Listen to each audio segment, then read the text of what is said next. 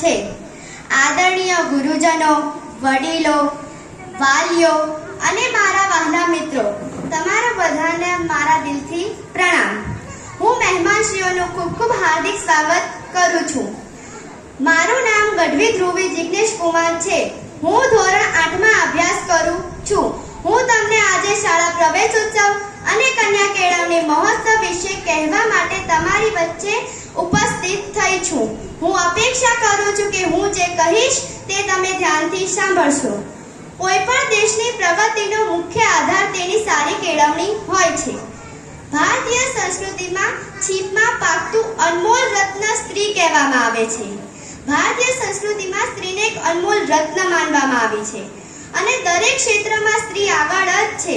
જો હું તમને પહેલું ઉદાહરણ આપું તો એ આપણા દેશના પ્રથમ એવા મહિલા હતા જે વડાપ્રધાન હતા, ઇન્દિરાબેન ગાંધી।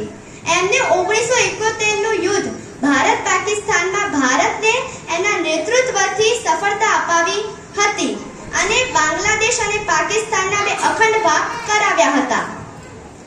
અને જો હું એનાથી પર કંઈ વિશેષ કહેવા જાઉં તો છે કલ્પનાબેન ચાવલા। અંતરિક્ષ પર જનાર એવી પહેલી મહિલા હતા જે અંતરિક્ષ પર ગયેલ હતા। એ પણ એક કન્યા જ હતા। અને જો એનાથી પણ કંઈ વિશેષ કહેવું હોય તો સુનિતા વિલિયમ્સ અંતરિક્ષ પર જનાર બીજી મહિલા હતા। અને જો હું તમને હાલનું તાજું ઉદાહરણ આપું તો એ છે ઓપરેશન સિંદૂરનું। ભારત દેશ દ્વારા પાકિસ્તાન પર એક ઓપરેશન સિંદૂર ચલાવવામાં આવ્યું હતું, જેમાં ભારત દેશની એક દીકરી પણ હતી, સોફિયા કુરેશી।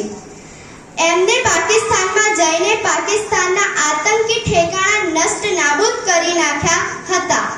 એ પણ એક કન્યા જ હતા અને આ વાતને જાકારો આપવો જોઈએ કે કન્યાઓને ના ભણાવાય। બધા એવું માને છે કે સ્ત્રીની બુદ્ધિ પગની પાનીએ હોય છે, પણ એવું નથી હોતું।